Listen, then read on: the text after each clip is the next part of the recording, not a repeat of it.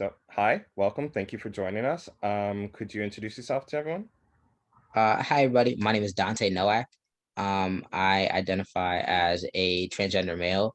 I'm 21 years old, and I'm currently living in Hackensack because I'm a student at Fairleigh Dickinson University. Go Fairly. Haha, go Knights. um, so, so LGBT community, you're part of the community, correct? Yes, I am. Okay, so my first and real question is, why do you think there is no LGBT center in Bergen County, and do you think that it is needed? I personally don't think that there's an LGBT QIA plus center in Bergen County because I've been a student here for 4 years. I graduate this May, and so I came in, in 2017, and I'm the president of Spectrum on campus, which is our LGBTQIA plus organization. We're also the resource center on campus, and because of that, like we've tried, reaching out to other schools and like hosting these events. And from the general body members that we have coming in, like they're telling us, they're like, "Oh, can my friend come who doesn't go to the school? Because like we don't have things like this around here. Like we host the Spectrum Prom, we have a drag show, we just have informational meetings every week where like we really welcome it. They're specifically for FDU students, but we Spectrum, we never turn anybody away. Like if you're not a student here, but you identify within the community and you want to come learn more about it, we welcome everybody because there's not a place around here, from what we're being told, that offers that and that does that. And that's beautiful, and thank you for doing that because yeah, that's really important. So could you talk to what is your experience being a part of the LGBT community and coming into this county, going to school? What's that like? Um, it's it's pretty weird because being like identifying as transgender, like coming in, like yes, we're so close to New York. So ideally you would think that everyone is open and everyone is accepting and everyone has like this really, really liberal view of things. But that's not the case because we're so close to New York, like there's a whole bunch of different people that are around it that come from everywhere. And so going to school in Bergen County, I came in as stealth for my first year and a half, which means that I didn't tell anybody the fact that I was trans. I was just living as a man. Everyone just saw me like as male. And that was it. Like no one knew my past. But that was because I needed to gauge like my level of safety living in, a dorm with five other guys. Like how safe was I going to be? Was I going to tell any of them? And I didn't end up telling any of them no because I didn't know if that was going to put me in danger or if I was going to make anyone else in the room feel uncomfortable. But I knew that it was important for me to like be seen eventually. And so after I kind of saw, all right, like these are my core group of friends, and my core group of friends love me, and like they're not gonna turn their back on me in any way. And so then they found out, and then I slowly but surely became more and more involved and realized that the FDU community itself is a very open and accepting place. And so that's when I became involved with Spectrum, and I started advocating more for the trans community because I was so afraid of going in there. Like I didn't want an incoming freshman to feel that same fear. I wanted them to see, okay, well, they have, like a resource center, but I just see, lesbian, gay, and bisexual people represented. Like I don't see the T. And so I wanted to make that known that, like we are here, like it's an open place. And so like people could come in and be as them as they wanted to be. Yeah. All right. So I have two questions that from that. So, and I don't want to forget them. So I'm going to them both. First, T representation in the LGBT community, flat out. If you can talk more about that, because I really feel it's underserved in our community, and it should be one of the it should be the one that's held up because it's the transgender community that started the whole revolution for us. It's the transgender community constantly battling and struggling and gets hit the worst. Yeah. And I personally think it should be transgender community that's lifted up and supported and valued and appreciated. And secondly, the second question is, I mean, could you speak to that point? But the second Mhm. question is, um, you were saying you don't know going to your dorm room, living with your roommates and stuff, you don't want them to feel uncomfortable. And that's something that's echoed, I think, throughout all LGBT people, always Mhm. having to think about other people's needs and wants. And, you know, when you should just be living your life. You're a man. Correct. You have every right to do all this stuff. But the lived experience is constantly thinking about other people and how they're going to be reacting to you and being impacted by you. Mhm. Could you talk to those 2 points? Sure. So going back to the first thing that you wanted me to mention about just the T representation, um, there was the movement of like same-sex marriage being legalized. And like then they fought for that, but up until like 2015. And so when that was like finally legalized, everyone was like, all right, like we need to get used to like gay marriage. We need to be able to get used to, seeing two men be able to kiss and, have a kid, and two women be able to kiss and have a kid and be okay with that. And then, like there's still that stigma around being bisexual where, like, is it real? Like, all right, but like, which one do you really like more? But like, people have now been able to accept more or less the fact that someone can be equally attracted to men and women, or they can be, 90% attracted to women and 10% attracted to men, but, still be in a relationship with a man, and that's still valid. Um, and then now I think it's the time for the recognition of the trans community, because like a lot of people are stealth, and or a lot of people don't know that they're trans because the information just isn't out there. It's not as presented. And in the media right now, like people think that, oh, like it's popular to be trans, like it's a fad right now. And it's not, because it's not easy to be trans. It's not easy to have to go to counseling and like tell somebody like, I don't really know who I am. Like everyone calls me this and it makes me super uncomfortable. And then have to turn around and be like, well, the only way for you to get to where you need to be, where in order for you to get to where you want to be, like you have to go through these, like uncomfortable procedures, these uncomfortable conversations, spend all of this money, do all of these like court hearings and stuff. And so like it's not fun to be trans. And we need the recognition for all of the work that we're putting in to be able to live our lives. Like people take for granted being able to wake up every day, brush their teeth, wash their face, get ready for work, and just go to work.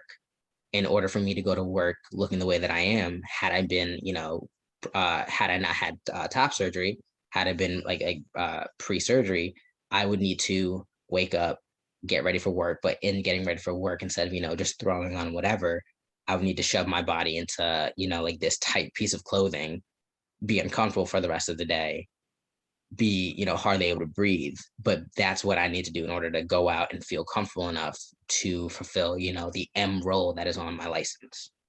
And then people do that for years while they're saving up. And like I said, it's the recognition for all of the work that we're doing to be able to live our lives. And in order for us to, like change that gender marker or to change our names on documents, and the T needs to be more prominent and more pronounced. People need to remember the T because it needs to be easier for transgender people to live. Like it shouldn't have to be a constant fight, a constant money issue with insurance about, needing to get gender affirmation surgery, and, needing to get, a name change on a document because by at work you go by this name, and, now they're asking for legal documents. And because of the state that you live in, you haven't been able to get your name changed for 3 years because of all the court filings. Like that's a problem. And so I think that that is what really needs to be addressed. Um, and then going back to the point that you said earlier about the being uncomfortable, it definitely does suck that we always have to think of other people before we can think of ourselves. It's a factor a little bit in like when we go when we go out into public, and it's like, all right, like I might be as comfortable as I am in my transition. However, I'm out with friends right now, and they might not be as comfortable in my transition as I am. So when we're going, if we all go to the bathroom in a group, am I gonna pull up to the urinal beside like beside one of my friend, or like go there, or am I gonna take the conservative approach, I guess, just go in a stall where everyone kind of thinks that like I belong, and people are okay with it because I'm in like private, like doing my business, and then like we all come back out. or in a locker room, like changing whatever, or like in a dormitory, like am I going to tell my roommate, like is that a piece of information that I feel like my roommate needs to have? Because without it, like we're just living two guys, like you were saying, like going about like our everyday lives. However, with that added piece of information that he's now aware of, there comes all these other questions. There comes these side looks of, like maybe when like I'm getting changed to get ready for class, or like when I bring somebody over to do something, he might be thinking, oh well, like do they know? Like I wonder like how like he does like any of this stuff. Like Yeah. just coming out to some people just brings up so many unnecessary questions and like unnecessary potential situations that you could find yourself in that are uncomfortable for both people, but more or less are uncomfortable for like for the person who identifies as transgender. And so it's being able to come out should make things more comfortable, but they don't. They make them even more uncomfortable for the individual. And then for the other person, it's like they go from being comfortable not knowing to then uncomfortable once they know, depending on who they are. Mm. So it's kind of like a messed up situation. It's like, would I rather be uncomfortable knowing that the situation itself is comfortable, or would I rather be comfortable, being out and being fully being me, but then now living in an uncomfortable and potentially, dangerous or uncomfortable situation? Yeah. And thank you. That's for making that very clear for people, because people, I always view people like to go around scolding and having opinions, and you know what I Mhm. mean, and always Yeah. like saying talking before thinking, and it's like, being a gay man, I've dealt with that in a not to the extent that you have, but to some extent, not everyone automatically knows that you're gay, so you're constantly having to come out, constantly having to worry about, Mhm. constantly having to do all that nonsense. And I'm getting up there in years, and I'm like, excuse me, I'm just done with this. Mhm. I am me. I don't have to worry about Yep. how you feel. I'm sorry. Get over Mhm. it. So I just thank you for making that clear to people, because I think that's a little piece that people don't get a lot of the times, you know. No problem. Also, so could you talk to me about generation, your generation versus my generation? And, Mhm. there's a lot of, I did a lot of interviews with people that are older, and it's a lot of, this younger generation doesn't get this and that and that. And, I think they're missing the point. I think you guys, I am so proud of your generation, and I'm so excited about your generation, because you're doing the work, stuff that Mhm. we couldn't do. You Yeah. know what I mean? And it's like, they're always like, oh, well, you should respect us. We paved the way. And it's like, yeah, yeah, yeah. But they're doing that. And it's exciting. Can you tell me what it's like from your Mhm. perspective, your generation looking at ours? I think that, for the generations that are older than me, like yes, they did pave the way. However, they like cleared the path a little bit, but now we're actually paving it. And like we're making it so that like yes, like we don't have to deal with all of the physical violence that there was during, like the Stonewall riots and everything that followed after that. We're not dealing with that. However, we're dealing with a new beast, which is social media, which is, like the way that we're all perceived. It's knowing that we don't all have to be like fully transitioned, or, like we don't, not everybody fits, the category of gay. Not everybody fits, the category of what even, being like a man or being a woman is. Mhm. Like we're identifying so many new like communities, and so and so many more feelings that are inside of us that like it's a lot more work, and we're trying to make sure that the generations that are coming up have it easier than we do. And so it's like, so those things are set up so they don't have to, go and fight all these court fees. Instead or like all these court battles. Instead it's just like oh, okay, you identify as this, well here are the steps that you need to take if this is true. And so like it's we're trying to make it so there's more of a blueprint rather than everyone has to figure it out for themselves. Because yes, the older generations might have paved the way for us. However, every single person that you ask, their transition is all different. Their coming out stories are all different. Their journeys to finding themselves are all different because we each had to pave the way for ourselves. Yeah. And we get tips from, our friends, and we get tips from the internet because the information's just not there. That's what we're trying to do. And I Yeah. think that nowadays people are coming out as transgender or non-binary more and more and younger and younger. And so like they have this information, when they're 6, 7 years old. But according to the state that they live in, they can't do anything about it for Yeah. the next 12, 15 years. Now what? Yeah. This kid is, going to be middle for their life. Mm. And so like what we're trying to, and had it been up to, I think the generations like before us, they'd say, oh, you got to figure it out. Like we figured it out, like we did this. But we're saying, no, you don't have to live like that. If this is who you, and if you know this is who you are, then we're going to help you be who you are. Yeah. And that's beautiful. And I had some growth in my life and learning that. And do you ever hear of Archie Bunker and All in the Family? Is that before your time? Before my time a little bit, yeah, I'd say.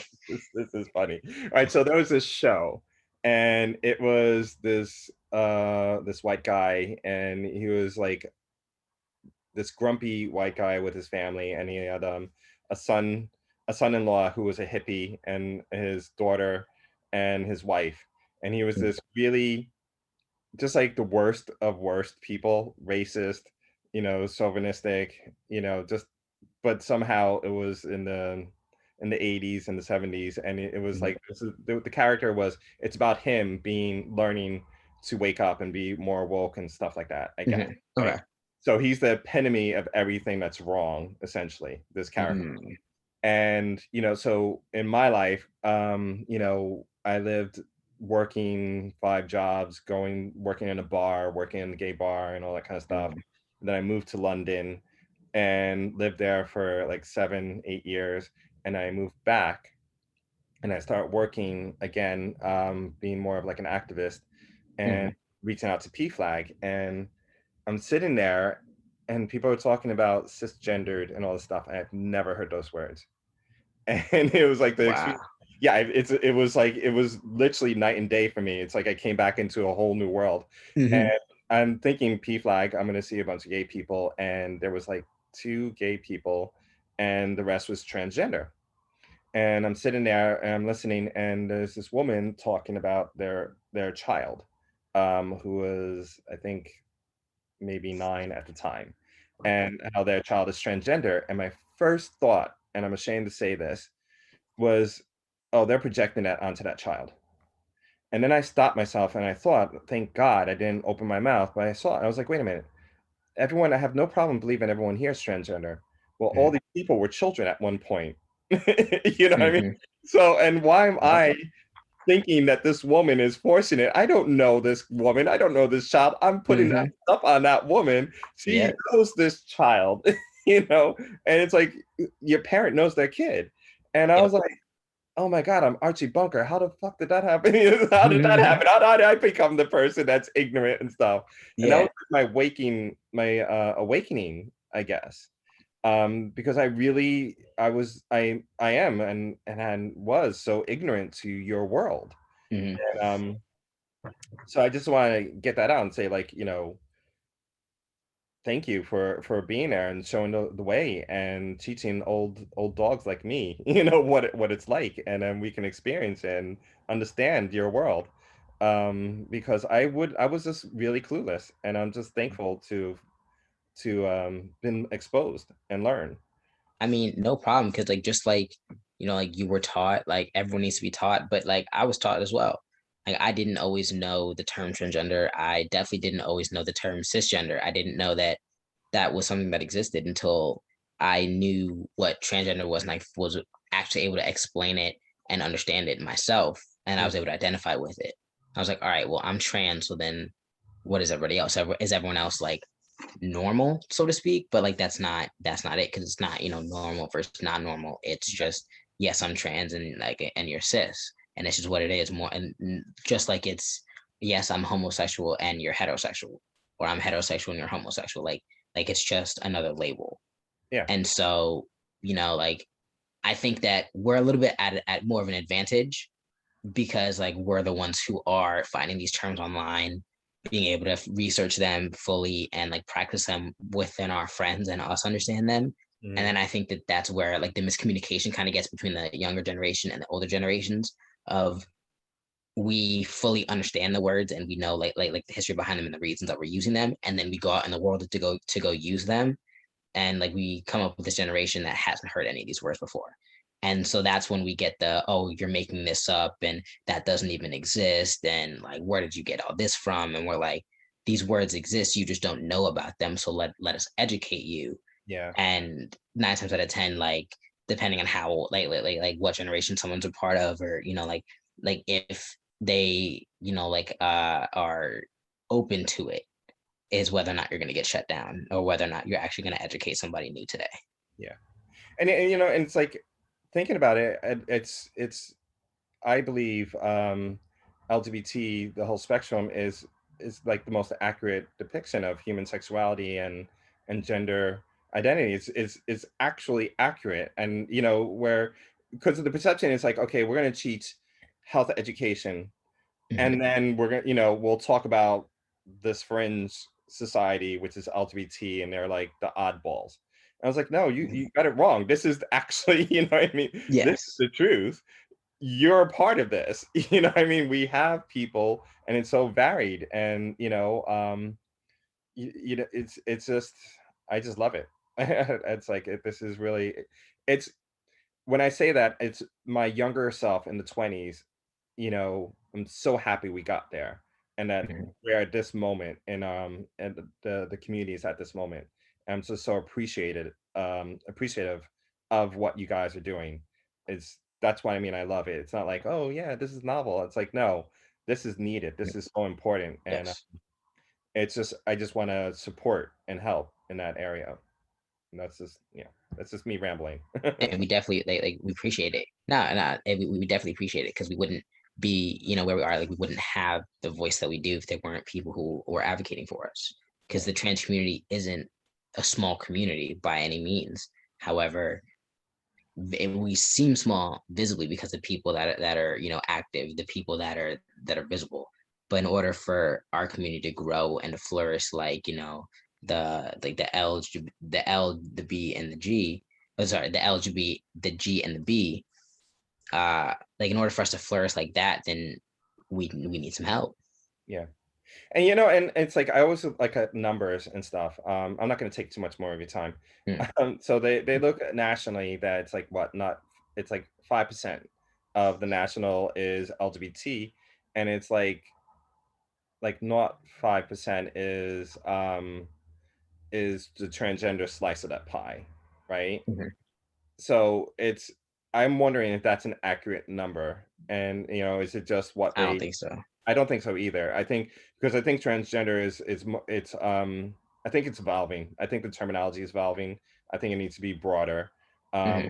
because you have people who are non-binary, you have gender fluid, they're Hmm. all in that umbrella. And I think people are looking at transgender as people with gender dysphoria, and that's very specific portion of the pie as Yeah, being as I think it's a much more encompassing group of people, and I think that number is gonna be a lot bigger.